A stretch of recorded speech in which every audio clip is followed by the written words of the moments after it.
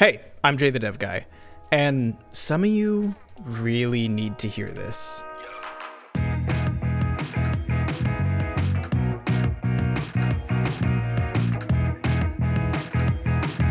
If you clicked on a video like this, you're probably already an animation nerd, or even an aspiring animator yourself. Let me put it this way. If you've got strong opinions about Steven Universe animating off model, your algorithm knows you need this. Either way, you're well aware that animation has a big reputation. You know, it's always portrayed as being time-consuming, expensive, and grueling for even the most dedicated artists, right? And for most of the stuff you watch growing up, that's definitely true.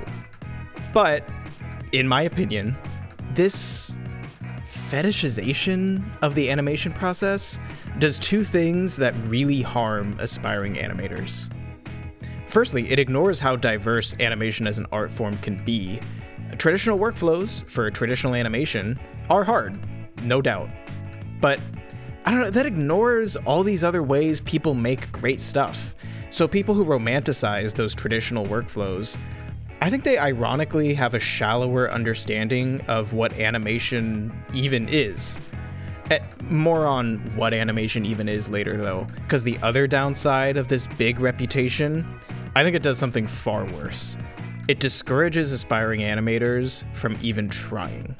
So, let me open your mind to what animation can be, and why being good at it is a lot more doable than you might think.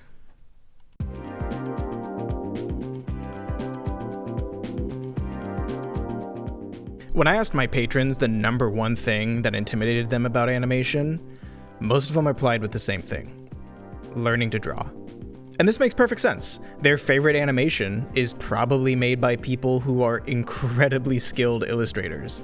And I'm not denying that a total mastery of drawing is necessary to make a Studio Ghibli masterpiece.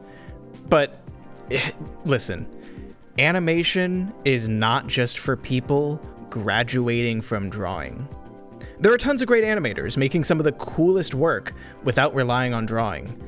Pixels with a Z, Gabe Tunes, Camwing, Reject Convenience, all these people make great animation that has little to no reliance on drawing skills. Hand-drawn animation is a fan favorite, and learning to draw is obviously gonna help you make it. But animation is a separate medium that can, and does, exist outside of drawing. And frankly, if you see drawing as just a stepping stone to animation, it's kind of disrespecting drawing as an art form too. I think of it this way: animation and drawing pair wonderfully, but they don't need each other. I mean, music pairs great with animation too, right? But like, no one deludes themselves into learning the banjo just so they can make an animation. Well, okay, I mean, Louison might, but we can't... Forget Louison! Hey, you're watching a video essay, so you must like learning under the condition that someone else made it easy for you. So allow me to introduce the sponsor of today's video, Brilliant. Brilliant is built to help you get smarter every day with thousands of interactive lessons in math, science, programming, data analysis, and more.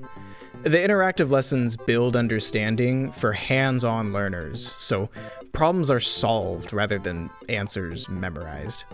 I recommend Brilliant's Thinking in Code course that will truly teach you to think like a programmer by breaking down complex problems into manageable code. This timeless understanding of computer logic is a huge asset for making the type of work I talk about in this video. Seriously, Thinking in Code will change everything for you as an artist and as a person. So, to try everything Brilliant has to offer for free for a full 30 days, visit brilliant.org/JayTheDevGuy, scan the QR code on screen, or visit the link in the description. You'll also get 20% off an annual premium subscription. So, thanks again to Brilliant for sponsoring today's video. So, okay, animation exists without drawing. But I can already see the comments about this, so just let me address...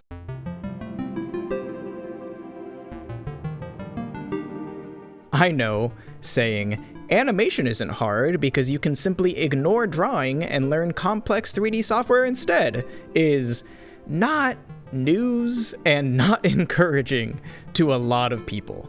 I get it. I used to see animation as an exclusive club for drawing experts or computer nerds. So pick a side and start learning the prerequisites, right? Or maybe stop motion if you want to be unemployed. But this just isn't true. Well, okay, the stop motion slander is true, but first of all, if you write off all 3D animation as being too technical, you gotta look around. People make great stuff in Roblox Studio and Gary's Mod, but even tools like Source Filmmaker and Blender are way easier to learn in current year than you probably think. Still, there's plenty of examples to choose from. Batman Spider-Man are drawn roughly, but animated perfectly. Internet classics like ASDF Movie defined childhoods without perfect drawings. Alan Becker is keeping the stick fight industrial complex alive in 2025. Raxty Flipnote goes viral with a Nintendo DSi. Joel Haver proves you won't get canceled for AI if you're a chill enough guy. And Pantsa Hat proves that stop-motion animators are still unemployed. It's just that if the only frame of reference you have for animation is the complicated stuff from the classics, you'll assume that animation is out of reach for you. And I hope all these great independent artists disprove that. I just want to rewrite your definition on what animation is, because animation is just stuff moving around. Seriously, that's all it is. It sounds insulting when you put it that way, but when you realize that's all animation truly is, it feels a lot easier to learn, and in my opinion, becomes way cooler anyway. Good animation tends to follow these 12 principles. There's plenty of great videos teaching each principle, but let me highlight a few here to make my point. Squash and stretch is just deforming the volume of something as it moves. Keki Flipnote lives to prove how satisfying it is to watch a ball get skinny as it rises and flatten out as it falls. Seriously, I could watch these all day. Slow in and slow out is simply movement starting slow, speeding up, then slowing down. James Lee accomplishes this by editing videos of himself according to this rhythm.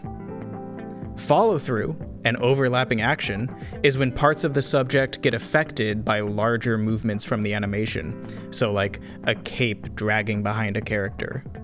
VTubers have built their entire industry around this. I know reducing animation to just stuff moving around can be a little pretentious in like an art gallery sort of way. Like, technically, flipping between two pictures is animation. But I mean, that hasn't exactly been exciting since like the 1800s or something. Well, unless you're Captain Underpants, I guess. But see, that's exactly my point. I'm just trying to divorce animation from a bunch of drawings or complicated CGI in your minds. Because if you have a broader understanding of what animation actually is, then you can create exciting, efficient, and not completely life-consuming art a lot easier than you probably thought. One of my favorite examples of this is Dude Lee's YouTube avatar. He's a skilled 3D animator, but he takes a huge shortcut to avoid lip syncing. Animators usually hate lip syncing because it requires manually switching between a bunch of different mouth shapes for every single vowel a character speaks. It takes forever, it's expensive, and it's also just no fun. But Dude Lee makes his mustache automatically scale based on the waveform of his voiceover. And it's animated. Animation is just stuff moving around, and this mustache is moving around. His character is designed around it, the simple art style complements it, and his videos are still incredibly successful, despite skipping this essential step of lip syncing. Shortcuts like this are how final products are actually finished in this medium with such a notorious reputation. And honestly, some of you need to hear this part too.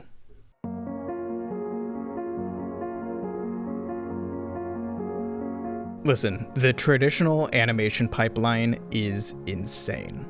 It starts with concept art, scripts, storyboards, moves on to voice acting, animatics, and keyframes, which get in-betweened, lip-synced, colored, rendered, post-processed. It's a lot, and that's just scratching the surface.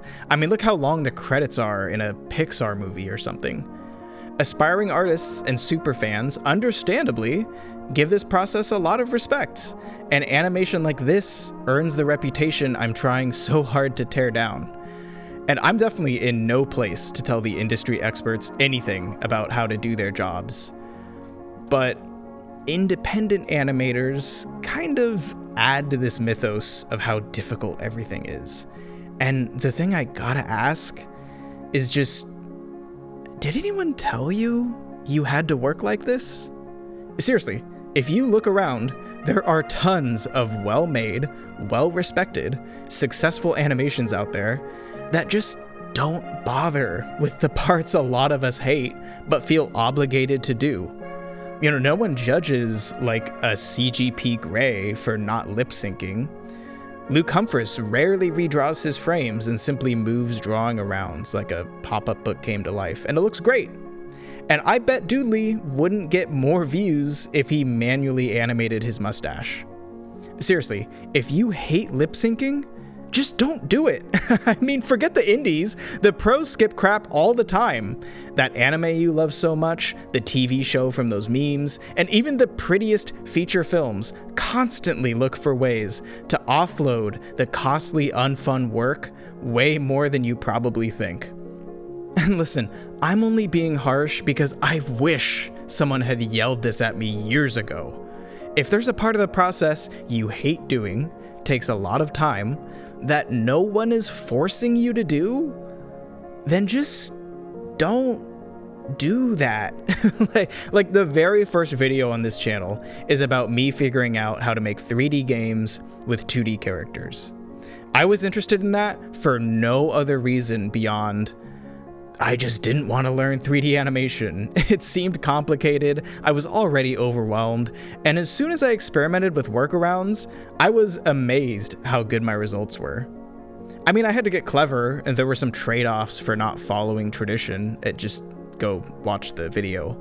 But my point is that flat out ignoring parts of the process I thought were necessary, I mean, once it worked, it felt like a cheat code. Actually, a lot of what I'm saying here about animation also applies to games, but listen, we're not ready for that conversation yet. These are the principles of animation.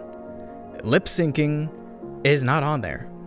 Really, this whole video is just anti-lip sync propaganda. Stop lip syncing if you hate doing it. Lip syncing sucks. I don't want to delude you into thinking that great animation is easy. I hated its reputation gatekeeping beginners from even attempting to learn. Animation predates the invention of film. You don't need to learn drawing first, and you don't need to master complex 3D tools. Animation is a beautiful, diverse art form that exists outside of all of that. So, the real lesson is that all you need to be a great animator is... I truly appreciate all my patrons. They're making videos like this possible for me to spend much more time making. For certain tiers, I draw pictures as a reward, and after being paid to draw personas, I realized I could hit digital art milestones to speedrun a prosperous art career. So I created this bingo card to hit as many art commission stereotypes as possible, but my patrons insist that even though I got a bingo, I must attempt 100% completion, because, you know, they're true gamers. So recently we've got Sophia finally snagging the Pokemon slot, and I can't be more excited about this. 2 normal people who just wanted me to draw their pets, Samo and Trekintosh. It was pretty nice not having to make a cat sexy for a change. I appreciate that. Maybe I'll get 100% gamer completion if this video does well. A muscular lady is looking pretty unlikely at this point. Like I said, I need subscribers, not subs, and I'm starting to think muscle lady enjoyers are broke boys. Thanks for watching. I still read every single comment I get, so if you've got something to add, let me know. I might give you I'll give your comment a little heart for some dopamine. Hopefully that's a fair exchange for watching my stuff. Subscribe, like, all that, you know, but seriously, just thanks for being here. See you next time.